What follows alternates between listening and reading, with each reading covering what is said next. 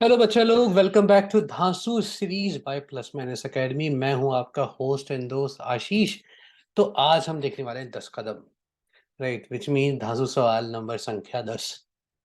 अब 10 वाला सवाल जो है वो है सीक्वेंस एंड सीरीज से, राइट। थोड़ा सा सीक्वेंस एंड सीरीज, थोड़ा सा लॉग, राइट, थोड़ा सा दिमाग, बस यही इंग्रेडिएंट्स है इस पर्टिकुलर क्वेश्चन का आंसर निकालने के लिए।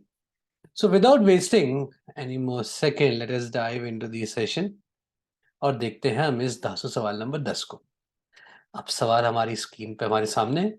सवाल क्या कह रहा है कि एक सीक्वेंस है ए एन, जहाँ पे ए वन तो 1 दिया है और मुझे एक रिलेशन दे रखा है 5 a n plus one minus A N is equal to 1 plus one upon n plus 2/3। Then मुझे इन चारों ऑप्शन में से ढूंढना है कौन सी वाली वैल्यू करेक्ट है। और इंपॉर्टेंट बात यह है कि जो ये बॉक्स बना हुआ है ये आपका ग्रेटेस्ट इंटीजर फंक्शन है ना। अब इस क्वेश्चन को देखो तो सबसे पहले मुझे क्या समझ में आ रहा है कि यार बॉक्स में अलग अलग नंबर्स हैं, तो सीक्वेंस की मेरे को टर्म्स निकालनी पड़ेंगी। टर्म्स निकालने के लिए मुझे सीक्वेंस का जनरल टर्म मालूम होना चाहिए। मेरे को जब तक आप ए एन नहीं निकाल पाओगे तब तक आप A501 A207 या कोई भी वैल्यू कैसे मालूम कर पाओगे। सिंपल सी बात है। अब ए एन निकालने के लिए मुझे इस क्वेश्चन में दिया ही क्या उसने, सिर्फ ये एक्सप्रेशन दिया है। मतलब जो भी कहानी है वो इसी एक्सप्रेशन में घूमेगी। तो हमें इस एक्सप्रेशन को सिंप्लीफाई करना है। सबसे पहले देखो, आई थिंक हर कोई ये बोलेगा सर राइट हैंड साइड को थोड़ा सिंप्लीफाई कर लो, थोड़ा अजीबोगरीब दे रखा है। तो मैं राइट हैंड साइड को सिंप्लीफाई करता हूँ। कितना हो जाएगा right hand side, 5 raised to the power an+1 minus A N, this is equal to, यहाँ पे एलसीएम लो, ये बनेगा 1/3 प्लस 3n+2। एलसीएम लोगे तो ये बनेगा 3n+5/3n+2। राइट हैंड साइड तो सिंप्लीफाई हो गया। अब लेफ्ट हैंड साइड में देखो क्या है ना। मैं एक बात हमेशा बच्चों से बोलता हूँ कि अगर आप लॉजिकली समझोगे, राइट, कि ये क्यों है, ऐसा क्यों है, मुझे ऐसा नहीं चाहिए, मुझे ऐसा चाहिए, तो आपको नेक्स्ट स्टेप समझ में आता जाएगा। अब देखो, सबसे पहले तुम सबको पता है राइट हैंड साइड कितना अजीब गई था, हमें सिंप्लीफाई करना था, मैं सिंप्लीफाई कर दिया, सिंप्लीफाई हो गया। अब मैं नेक्स्ट स्टेप कहाँ से लेके आऊँ। तो कोई रॉकेट साइंस नहीं होती, या फिर ऐसा नहीं ब्रह्मा मेरे दिमाग में आके बोलते बेटा तू ये कर आंसर आ जाएगा। मैं भी तुम बच्चों के जैसे ही ऑब्जर्व करता हूँ। अब यहाँ पे देखो तो ये मेरे को an+1 माइनस एन पावर में दिख रहा है, मुझे पावर में नीचे नीचे आ जाएगा तो काम बन जाएगा। नीचे कैसे लेके आऊं इसको, लॉग। तो अब मैं दोनों साइड लॉग लेता हूं। अब लॉग का बेस कौन सा लूंगा, ये 5 की पावर में दिख रहा है तो लॉग का बेस भी 5 ले लेते हैं। तो लॉग का बेस 5 लेंगे तो क्या बन जाएगा, ये 5 raised to the power an+1 minus A N is equal to log to the base 5 3n+5/3n+2। इसको मैं अगर सिंप्लीफाई करूं ये पावर बाहर आ जाएगी, लॉग 5 टू द बेस 5 तो 1 हो जाएगा।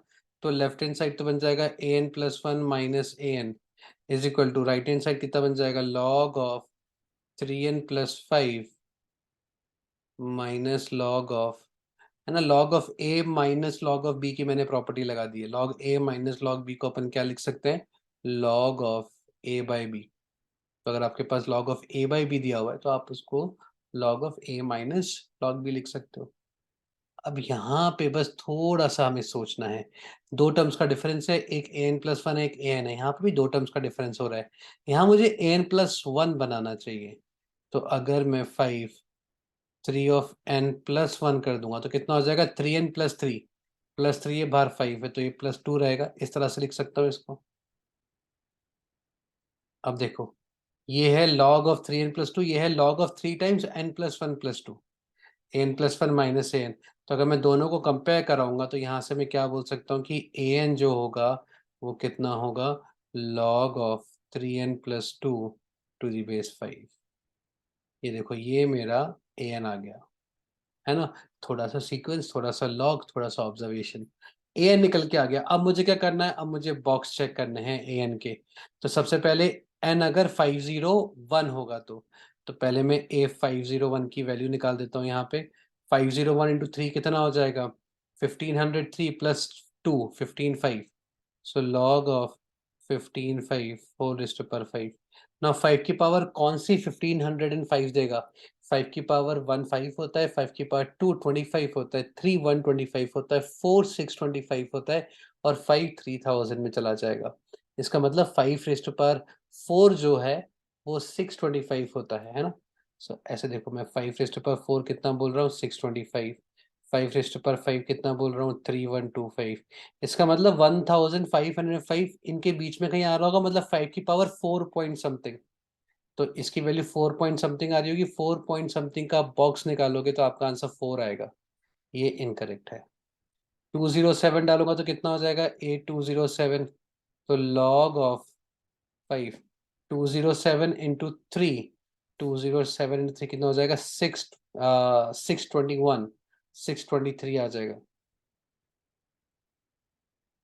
है ना? 625 4 होता है, तो 3 और 4 के बीच वाली वैल्यू होगी ये, मतलब 3 पॉइंट समथिंग, 3 पॉइंट समथिंग का बॉक्स निकालेंगे तो बिल्कुल ग्रेडिएशन डी द फंक्शन क्या करता है, लेफ्ट हैंड साइड वाला इंटीजर निकालता है। तो अगर मेरा आंसर 3 पॉइंट समथिंग है, तो मेरा आंसर कितना आ रहा होगा, 3 आ रहा होगा।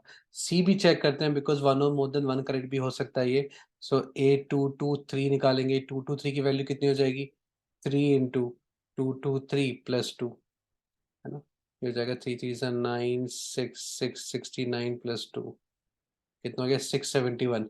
तो 671 क्या हो जाएगा, इससे बड़ा आएगा, मतलब 4 पॉइंट समथिंग आएगा, 4 पॉइंट समथिंग का बॉक्स, लेफ्ट हैंड साइड वाला इंटीजर। बिल्कुल सही है, राइट, 4 आंसर आ रहा होगा। 625 का भी निकाल देते हैं। अगर 625 लूँगा तो ए 625 कितना हो जाएगा, 3 इंटू 625 प्लस 2, ये हो जाएगा 1877। 1877 का होगा, फिर से 4 पॉइंट समथिंग ही कुछ आने वाला है, और 4 पॉइंट समथिंग का हम बॉक्स करेंगे तो इसका आंसर भी 4 आएगा। तो इस पर्टिकुलर एग्जांपल का आंसर क्या हो जाएगा, B, C and D.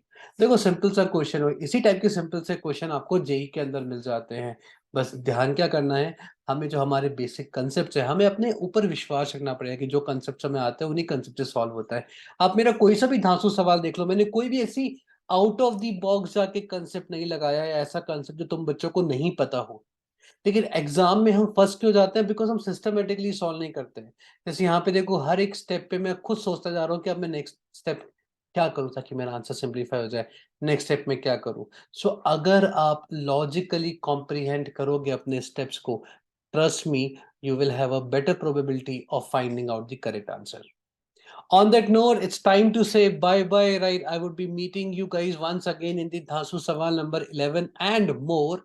Till then, you enjoy, take care, keep learning, and make sure you share and subscribe the YouTube channel. Thank you so much, guys.